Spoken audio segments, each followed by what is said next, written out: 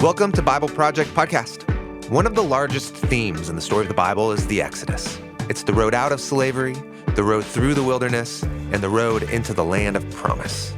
Now, the gospel authors, they intentionally frame the story of Jesus as a new Exodus, with Jesus as the new Moses. And he came to confront the spiritual powers that empower human evil and enslave us all.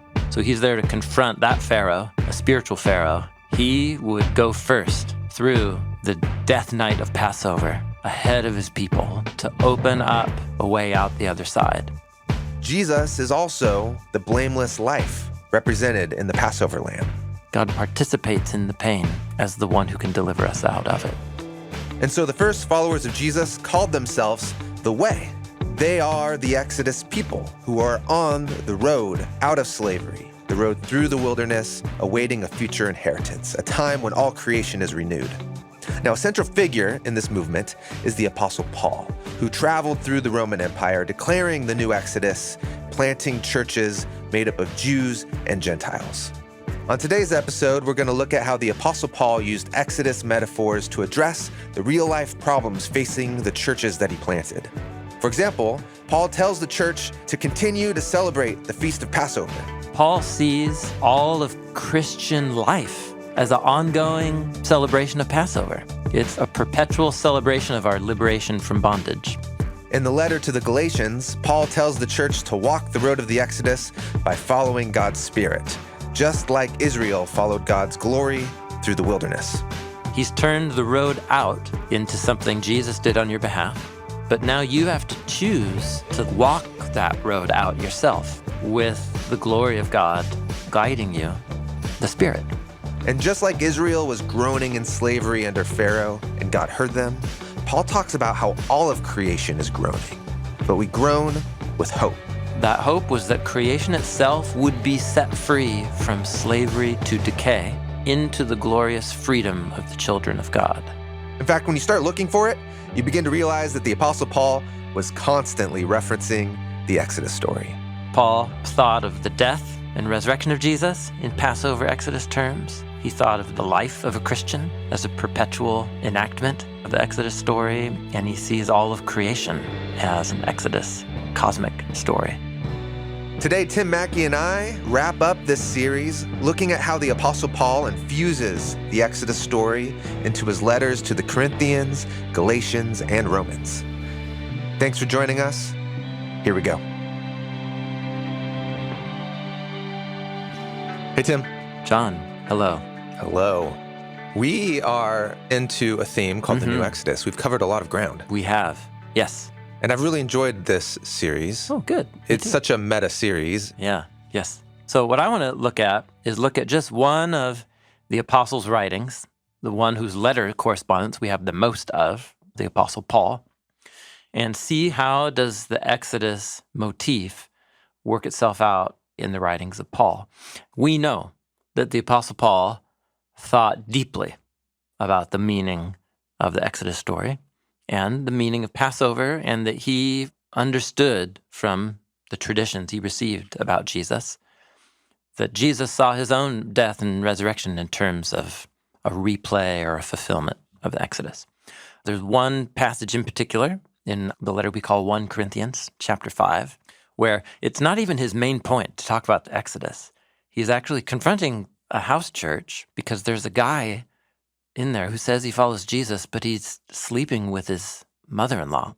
And the church is doing nothing about it. In fact, some people in the church are like, what a liberated sexual ethic we have here. At the church of Corinth. Paul's like, dude, you guys are so off the farm. So he says in 1 Corinthians 5, verse 6, your boasting is not good. Like, it's the opposite of good. Don't you know that a little leaven will spread leaven throughout the whole lump of dough? This is yeast? Leaven is yeast? Yeah, yeast. Yep. You know, like many people in the pandemic, my wife took up sourdough making, and we all benefit. We all, meaning myself and my two sons. Yeah. Fresh sourdough. Oh. Like right out of the oven. Oh, okay. You know? I believe. Oh. She actually has a starter, and she cares for it and feeds it. And It's a jar. Wait, so the starter's like a little lump of dough. The starter is a little living creature in a jar Oh my gosh. that's fermenting Yeah. the materials in it. It's like a little gooey substance. Yeah. And she'll take out some of it Yeah. and put it in And then mix it into the whole dough. to a big thing of dough And as then it leave it spreads overnight. out, that's what's going to let the sourdough rise. So that's Paul's metaphor. He's describing this guy sleeping with his mother-in-law and saying, that like, little gooey substance. I'm a liberated Christian as just that little gooey thing. And he's like, listen, if you don't like do something about this, he's going to infect. Now I'm using a different metaphor. In fact, It's a good metaphor. Yeah. It's an infection of sorts. In bread making, you want the infection. that's right. Now, Paul's drawing on the image of leaven spreading as a negative image, like a bad thing spreading. Jesus drew on the leaven image. Oh, in the kingdom of God. Positively, yeah. Yeah, parable. So the metaphor can have different meanings. So You're talking about the parable where Jesus says the kingdom of God is like a bit of leaven. a bit of leaven that goes through the dough. Yeah, a woman hides in the dough and Yeah. it spreads. There it's good. Here, the leaven spreading is bad. Where did he get that idea? Why is he drawing on this idea now? Verse 7, so clean out the old leaven so that you can be a new lump, just as you are, in fact, unleavened. You are unleavened. Yeah.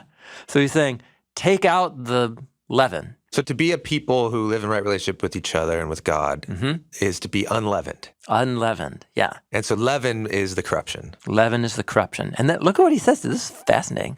So take out the leaven, by which he's going to mean like you need to tell that guy that if he keeps sleeping with his mother-in-law, that he can't be a part of this community until he stops doing that. So that's what he's going to tell him to do. And so clean out the old leaven so that you can be a new lump. And it's so cool because you are, in fact, an unleavened lump of dough. It's sort of like be who you are. You are God's holy people. So you're not acting like it, but that's what you are. Okay. So be who you are. So all of this is coming from the Feast of Unleavened Bread, where the Israelites would remove leaven from their homes and eat unleavened bread for the week after Passover. Because on the first Passover, they didn't have time to leaven their bread. That's right. Yeah. Yep. They just had to go. Yeah. So there the symbol was as a symbol of the haste, The haste. the hurry. Like when you're free, don't wait. Don't dally. When God opens up the way Yeah. out of bondage, You're going. leave. You're not going to stop and make some leavened bread. No, wait 4 hours for it to rise. So Paul both adapts this metaphor from the feast of Passover and unleavened bread, but then he tweaks its meaning. It's cool. Then he says, so clean out the old leaven so that you can be a new lump, because that's what you really are, because the Messiah, our Passover lamb, has been sacrificed. Therefore, let us celebrate the feast, not with the old leaven, not with the leaven of malice or wickedness, but with the unleavened bread of sincerity and truth. So what's interesting is Paul talks about the Messiah, our Passover lamb. He just throws that in there. Like they'll just know what it means. He doesn't explain it. And the Passover lamb in the first Exodus, Moses' Exodus, was the animal that you took and you prepared for the night of Passover to eat. Yep. Save the firstborn sons from dying by the plague destroyer that was entering homes. God wouldn't allow death to touch the homes of those covered with the blood of the Passover lamb. The blood of the Passover lamb was an intermediating force. Yeah, a protective force. That kept the plague. Yeah, at bay. Death at bay. That's right. So Paul takes that idea that Jesus set in motion by timing his death to come at Passover, and then Paul's just putting those pieces together, but he doesn't explain it. That's what's great about this passage. It assumes that Paul had a whole Bible study with these people, that he can just pull on that idea in one sentence. And then what he goes on to say next is really interesting. Then he says, therefore, let us celebrate, present tense, ongoing, the feast. In other words, Paul sees all of Christian life as a Passover feast? as an ongoing celebration of Passover. It's a perpetual celebration of our liberation from bondage. That when we gather, when we take the bread and the cup that replays Jesus' Passover meal, it's like we are constantly living and embodying and replaying the Exodus reality that Jesus accomplished on our behalf. Yeah. There was an early church scholar a guy named John Chrysostom, which means golden mouth. He was one of the most famous preachers in Constantinople in the 4th century. And he put it this way: the whole of time in which we live is a festival. For though Paul said, "Let us keep the feast," he did not say it with a view to the presence of Passover or even of Pentecost, but as pointing out that the whole of time is a festival unto Christians. So good. So in one sense, symbolically, Passover began, right? Like that weekend. When Jesus broke the 2,000 bread years with ago. his disciples. Yeah. And we Continue to feast. Yeah, let us celebrate the feast. So this is such a dense little passage. Yeah. But what it shows us is Paul had a whole set of Bible studies with new followers of Jesus when he planted churches. Paul planted this group of house churches in Corinth. He lived there for a year and a half and got to know these people. And one of the things he taught them was about how the Exodus story is the framework to understand the life, death, and resurrection of Jesus and what it means for Christian life in the present. So if that's true, this little passage, it's sort of like it's a key. Then what it means is, well, where else might I find Exodus influence in Paul's writings where he's less explicit? So I'm kind of trying to build argument here that if he's explicit about it here and he assumes a whole tradition of teaching that he gave people about it, I think that gives us good grounds to go out to other passages in his writings and look for Exodus language. And I was first introduced to this way, looking for Exodus language in Paul, through the work of N.T. Wright, very influential New Testament scholar. But I remember it was in his footnotes where he said he learned, or was really tipped off by this, by the work of a New Testament scholar, Sylvia Kiesmat, in a book called Paul and His Story, Reinterpreting the Exodus Tradition. And Kiesmat's work goes through Paul's letter to the Galatians and the Romans and finds Exodus language all over. So I'll read from her conclusion right here, and then I just want to look at some passages because it's so cool. So this is from the conclusion of her book. She says, in the light of my reading of Galatians, it seems evident that Paul not only echoed and alluded to Exodus motifs and themes in his language, he also told the story of the Galatian Christians as a new Exodus story. The whole movement of the book, and she's referring to not Exodus, but to Galatians, from slavery to sonship, that is adoption as God's children, to the desire to go back and return to slavery, the threat of disinheritance, that is the threat of losing the promised land, reflects the structure of the Exodus story as it's found in Israel's scriptures. The narrative of the Exodus as a whole undergirds Paul's telling of the Galatian experience and provides an interpretation of that experience throughout the letter. And then she concludes, so this story had an identity-shaping role in Israel's tradition. Remember, every generation sees itself as the generation that came out of Egypt by celebrating Passover. And every year you do it. So Paul's retelling had a similar function for the Galatian church. Okay. So let's turn to the letter to the Galatians.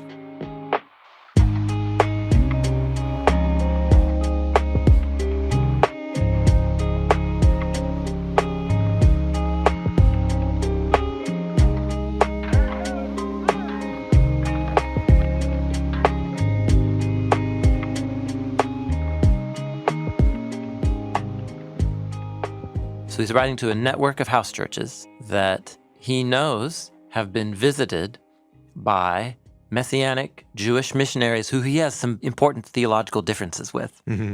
So these are followers of Jesus who are Jewish and think that non-Israelites, if they're going to follow the Jewish Messiah, need to begin observing the key identity markers of the Jewish law that come from the Torah. Yeah, like eating kosher and the festivals. Yep, males being circumcised, Sabbath. Yep. Yeah.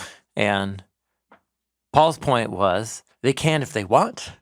Jewish followers of Jesus can and do continue in those practices, but non-Israelite followers of Jesus don't have to do those things in order to be part of the family of Jesus Messiah. And then that was a whole big thing worked out in the book of Acts. We could reference people back to our Luke Acts series where we talk about that. traced that. That was a long time ago. So we did that. So that's the crisis he's addressing, is he feels like the good news about Jesus is being compromised because all of a sudden you're trying to do something that God's already done on your behalf. That's the basic logic of his argument. That's why he begins right out of the gate with the first sentences.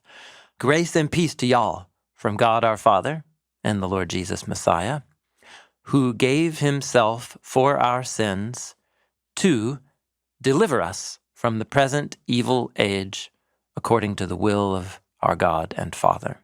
So that little opening line there, he gave himself for our sins. Different English translations go different directions. To rescue us, to set us free. Oh, this is the word that you said, deliver. Yeah. So the Greek word he uses, exaireo, which means to take something out of. It's got the X in there. Yeah, X. Yep, X means out of, and then aireo means to take or remove. Okay.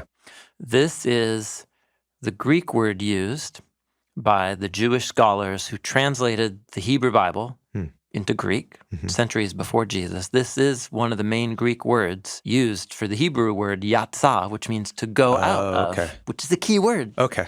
I was going to ask, Egypt. like, he could have used the word Exodus. And in essence, he's using but he is, in a way, word loaded from the Exodus story, which because is... that Hebrew word, yatsa, is the word to go out. To go out from. And that's the key word in the Exodus narratives throughout the Hebrew Bible. And you're saying in Greek translation of the Hebrew Bible, that word is exaireo. Yep, exaireo. And it's just one example. There's many, but I'll just one. So from Exodus chapter 3, which is from the burning bush. God tells Moses for the first time, here's what I'm going to do. Exodus 3, verse 8, I have come down to deliver my people from the hand of the Egyptians, to bring them up from that land to a land flowing with milk and honey. So that word to deliver, natsal in Hebrew, which means, again, to snatch away from. But later Greek translators rendered that with exaireo, to take out of. And that's the word that Paul draws on right here. So this raises that interesting question of like, so did he mean for that word to be loaded with the whole Exodus story? And this is where Sylvia Kismat is saying, well, just wait and see. Keep reading. Deliver us from, and then you would imagine the slavery would be the thing. Yes. And then what he brings up is the present evil age. Present evil age is the Pharaoh. There's some kind of Pharaoh to whom we're in bondage. And that Pharaoh is characterized as having power over us in the present evil age. So he's referring to a whole era, whole time era of life outside of Eden, as it were, or life in Egypt. Yeah. So that's the opening line. It's a little hint that this is going to be a story and a letter where he's trying to tell them, you've already been delivered. You don't need to do anything to try and deliver yourself again. It's already happened. It's a become who you are type of argument, like he used with the Corinthians. So who is he in slavery to? He actually narrows in on that point. So in Galatians 4, Paul develops this metaphor that the Galatians were like little children who had a like an overseer assigned to them. This would be really common in the Greco-Roman world, where parents who had means would hire a teacher, but like a live-in teacher. He calls it a pedagogue in Greek, pedagogos. It means a child leader, the leader of a child. But it's like a live-in nanny. But also instructor. But also a teacher to kind of raise your kid for you. So Paul draws on this practice. And he says, listen, when we were underage, we had actually been under the leadership and authority over a really bad pedagogos. So being underage in Paul's metaphor means before the being in the Messiah? Yes. Yeah, humans before the arrival of the Messiah. So he says in verse 3, you know, when we were little kids, we were in slavery to the elemental spiritual forces of the world. Elemental. So he uses a Greek word stoicheia, which is a deep rabbit hole that we've explored in our God series about spiritual beings in the New Testament. I'm not remembering. Yes, I mean, that was 4 years ago. probably more, yeah. or more. The stoicheia is the word for Stoicheia. elemental. Yeah, it's a fascinating word that was used in biblical literature, but it's not used very often. It's used mostly in outside the New Testament Greek literature to refer to, what we call like the elements. Think of the classic elements like earth, wind, and fire. Okay, those elements. So, Not like hydrogen, oxygen. well, that's how we imagine them in the modern sense, but that's the secularized version of how most people thought of them throughout history, which Okay. is they were divinized. They were godlike. Okay. They were deities, Okay. right? The gods of fire, Yeah. the gods of wind, the gods of... Okay. So it's a way of imagining the universe that all of the ordered patterns Yeah. that make creation cohere, it's Okay. the work of the gods. And there were gods for everything. There were gods of justice, gods of order, gods of war, Okay. gods of sex. These are gods the of- elementals. Yes. Okay. That's right. And he sees that the Galatians, being just, first century, just living in the Roman Empire, Yeah. up in the north of what today we call Turkey, they were just, worshiping the sun, worshiping the moon, worshiping sex, worshiping war. As you do. Like, that's just what humans do. So he says we were in slavery to that. But when the time had fully come, God sent his son. So think of a raising up of a Moses here. People are in slavery. God raises up a deliverer. Oh, okay. Mm-hmm. Yep. Born of a woman. So he's referring to Mary, Yeah. but he's echoing the emphasis of Moses' birth story, being born to a woman. Okay. Born under the Torah. So he's an Israelite, a faithful He's an Israelite. Israelite who lives under the Torah in order to redeem those under the Torah. That is Israel. That is Israel.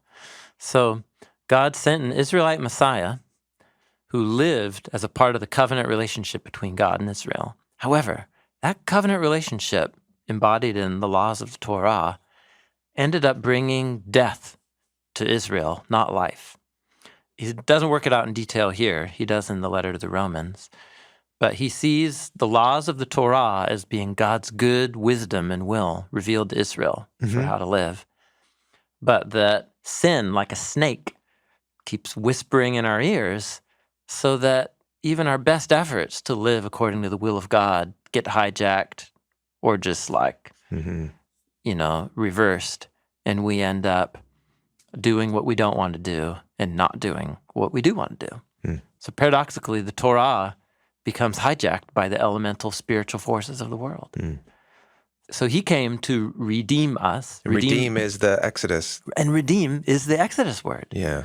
So he sees non-Israelites as being enslaved to the spiritual forces of the world. And then he sees Israel as being enslaved to the forces of sin and death that make the law a tool of death that brought death to Israel.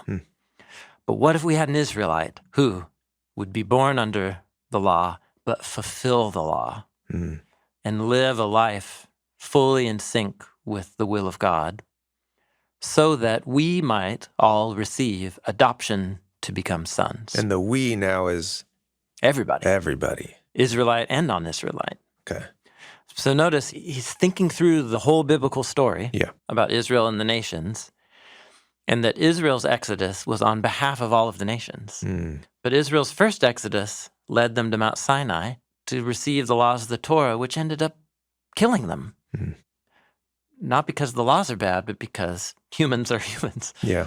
So what if we had a new Moses, right?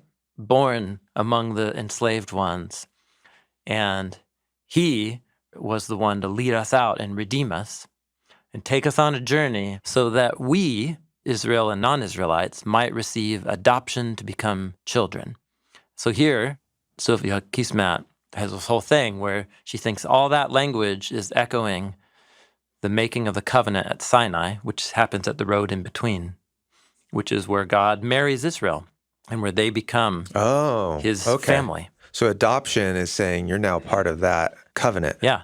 Exodus chapter 19. I brought you out of Egypt, carried you on eagle's wings, and if you listen to me and obey the terms of the covenant, you will be my special possession, a kingdom of priests and a holy nation. And that special possession gets developed throughout the Torah to them being God's children, God's family, God's spouses, God's covenant family. So it's a mixed metaphor. Yes. It could be a spouse, it could be a child. Yes. Inheritor, essentially. Yeah, to family that's adopted in to inherit the family inheritance. Yeah. That is all Exodus language.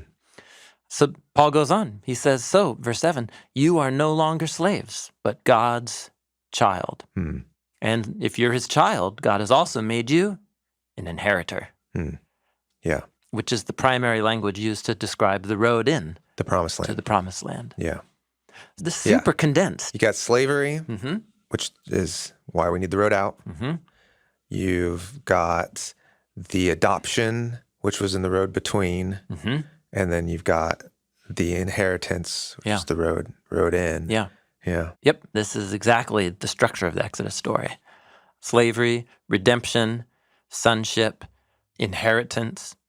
So then, if you think about the road to Mount Sinai was all about becoming God's covenant partners, which Israel never did very well. That was the point of the Hebrew Bible. But ideally, that's what a new Exodus people would do, is finally live according to the will of God. So Paul develops this theology then of being led by the Spirit in Galatians chapter 5. This is really cool. So in verse 13, he says, so you, my brothers and sisters, you were called to be free. You've been exodosed. Yeah, you're liberated.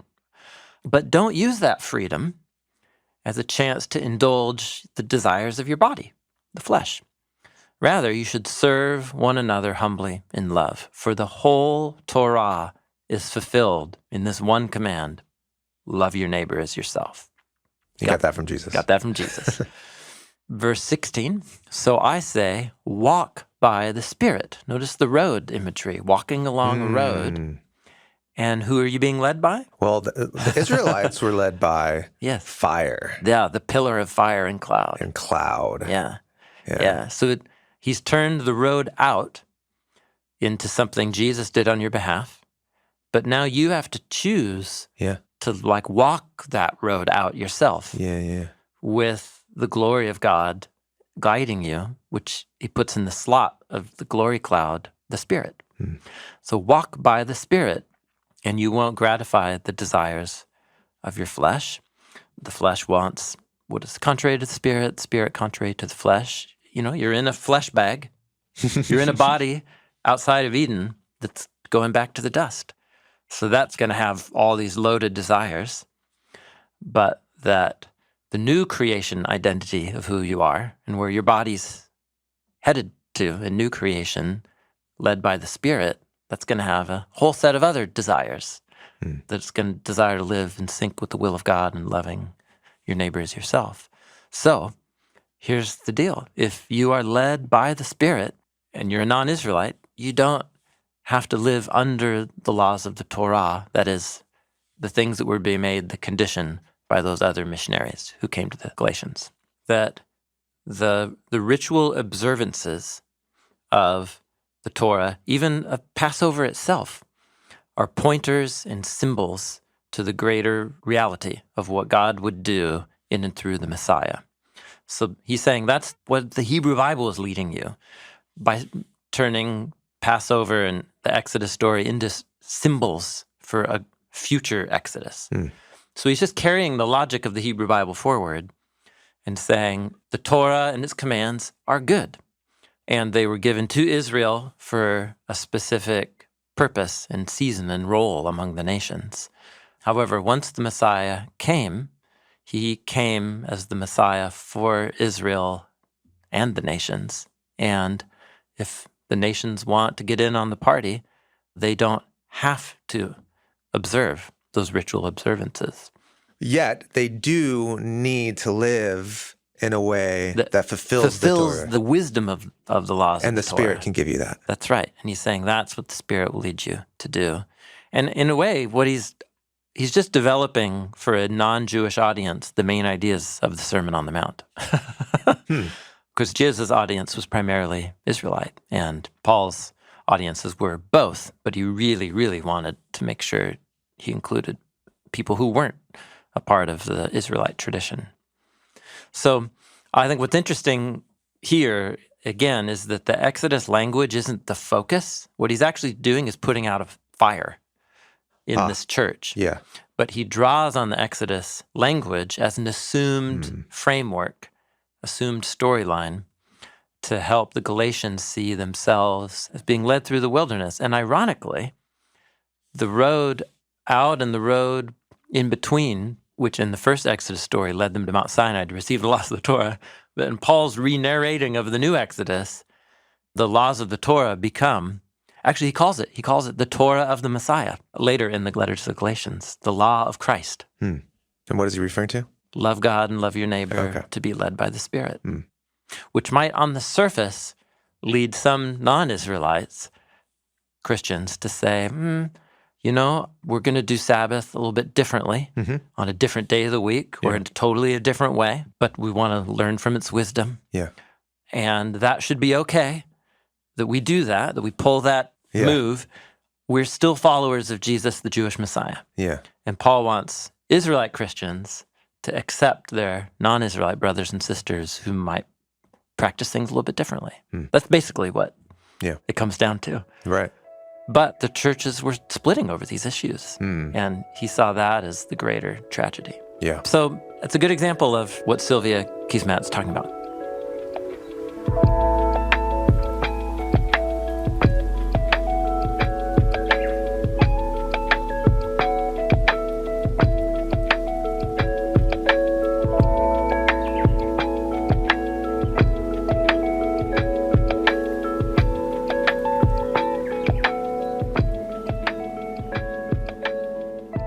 Okay, so that's Galatians. There's more passages we could look at. There's more that Sylvia Kismat focuses on, but that is a little sampling.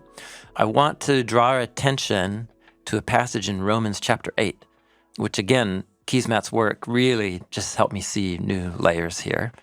It's the point in Romans chapter 8 where he's talking about how, man, if we really are the liberated Exodus crew, we've been freed from slavery, then why is it that life just is still really terrible for so many of us? Yeah. And we're dying and we're sick. And I mean, these early Christians were persecuted by their neighbors.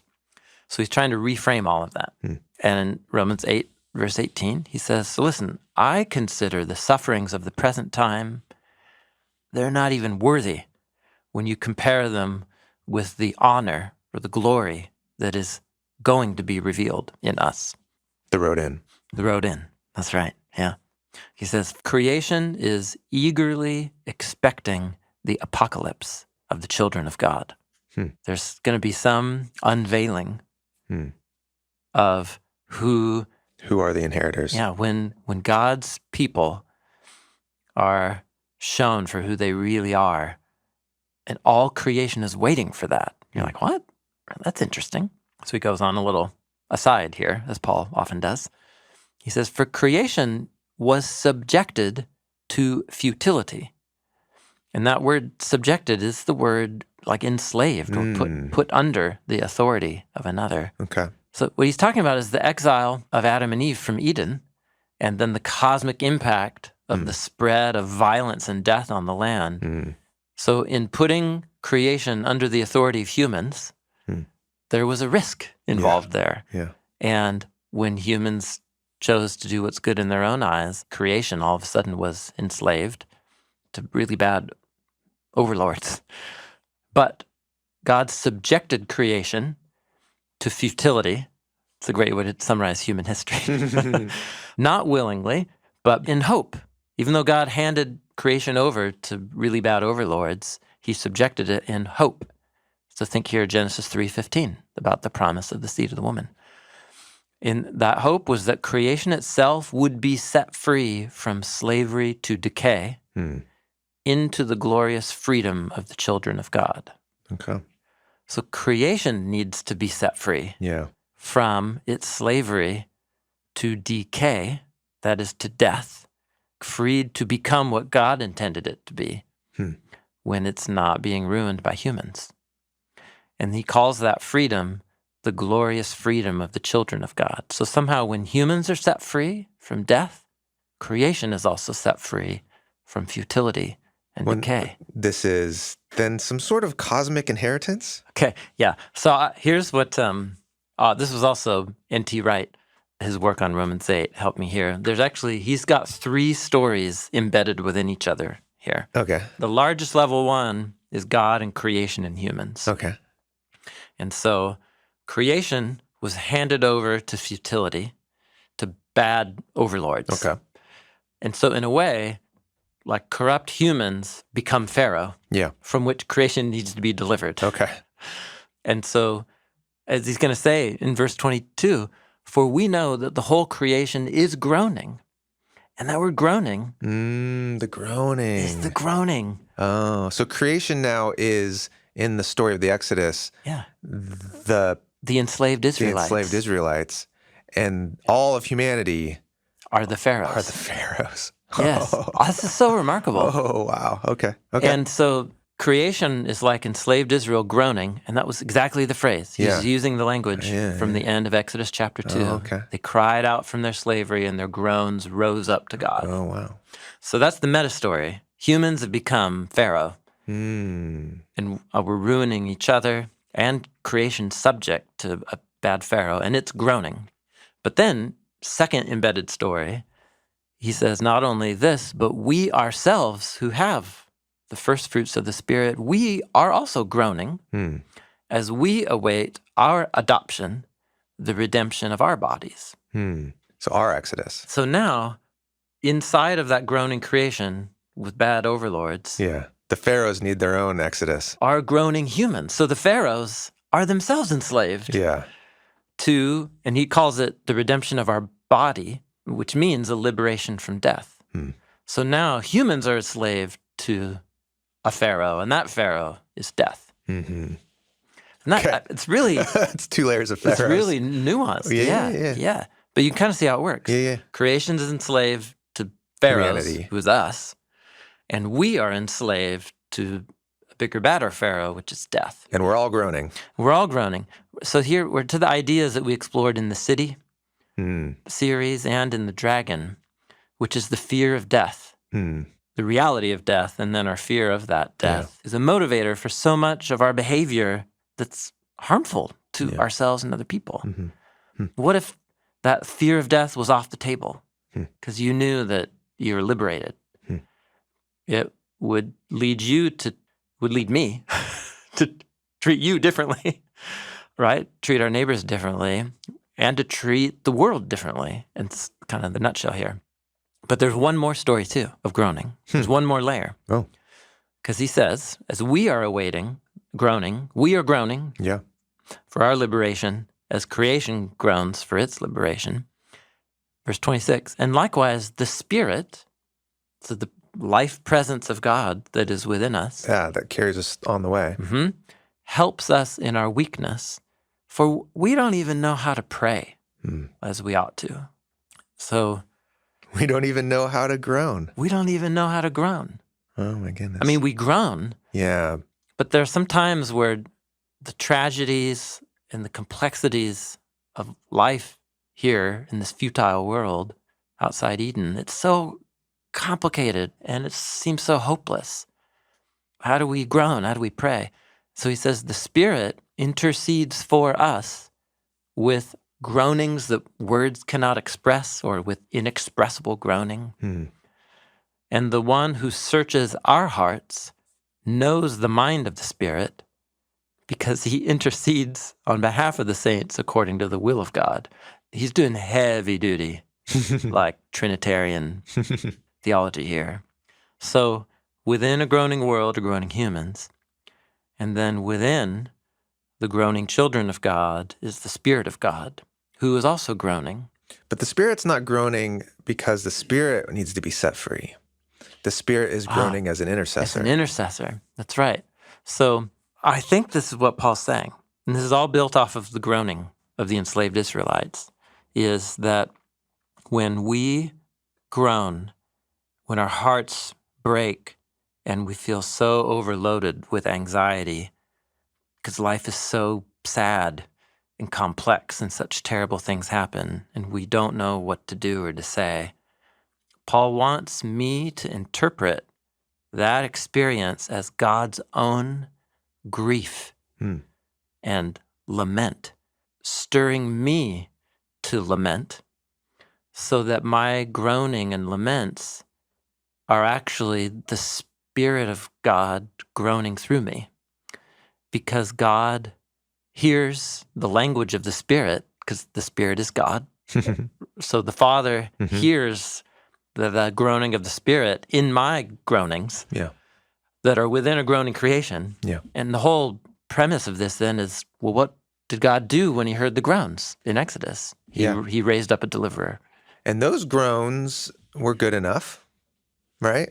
Oh, yeah, totally. Yeah. God responded. Raised up a deliverer. That's right. But is there something here about, but there continues to be the cycling? Yes, the cosmic Exodus cycle. Yeah. Yeah, this is part of Paul's and Jesus's, but this is Paul's way of talking about how God's response is not simply to raise up a new Moses deliverer, but that God actually becomes the new Moses deliverer, God's own self. And then that new Moses becomes the Passover lamb. God subjects God's own self to the death and suffering that we inflict on each other. God's present in the pain. God participates in the pain as the one who can deliver us out of it. And man, this is just a profound passage. But it's all built off of the Exodus motif of the enslavement, leading to groaning, leading to the hope of redemption, a cosmic redemption, resurrection redemption, and the unleashing of new creation. It's a cosmic Exodus. Paul thought of the death and resurrection of Jesus in Passover Exodus terms. He thought of the journey of the life of a Christian as a perpetual enactment, recycling of the Exodus story, and he sees all of creation as an Exodus cosmic story. Okay, well, that's it for our journey through this theme, the Exodus Way. Okay, now we have 2 special episodes coming out. Yeah, so next week we're going to talk with Dr. N.T. Wright. Yes. In the studio with us. Yeah, that's right. He was in town. He stopped by and spent some time with us, and we got to talk about yet another element of the Exodus story, which is the passage through the waters and the meaning of baptism. Super cool. Yes, we're going to talk about with one of our scholars here. Can I say what it is? Please. The 7 women in Exodus, chapters 1 through 4. Yes. There's something really special going on there. Very cool. Super cool. Of course, we'll also do a question and response episode, and then I guess we'll finally be done. Okay. Yeah. And there's more to it. And actually, just because we stopped talking about it doesn't mean y'all who are listening have to stop thinking about it. We've got a whole bunch more stuff about this series and ideas in it. Yeah. If you've been listening along in real time, especially, you're kind of getting primed with us. There's going to be a lot of cool resources that we're putting out that then you can use to bring to your family, to your church, or just for yourself to go deeper in this conversation. Yep. And so we've got a theme video coming out. Man, we just saw the updated version yesterday, real time. Yeah. It's so cool. It's in our doodle style, which we've done maybe 4 or 5 videos in. The animation studio now calls it Doodle Deluxe because it's gotten a lot more special. Great. We've also got this new thing we've been doing called a guide page on our website that walks you through the ideas that we've discussed in the series and the video. Yeah, almost think of it like a Wikipedia page. Yeah. Everything we've walked through, it's connected to all the resources that we have. Yep. We have group study notes. Yeah. So let's say you set aside 4 or 5 Friday nights at your house. Make a meal, and we've got a thing that can help you facilitate that. Yeah, some passages to read, some questions to ask. You can use the video as a primer. Yeah, if you've learned a lot, just like we did, you could help the people you know. We're going to have all of those resources on our website. Yep, BibleProject.com or the Bible Project app. We'll see you there. Yeah.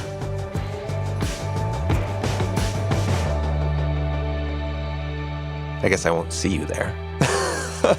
You'll see that stuff there. You'll see that stuff there. Yeah, that's right. That works. Cool.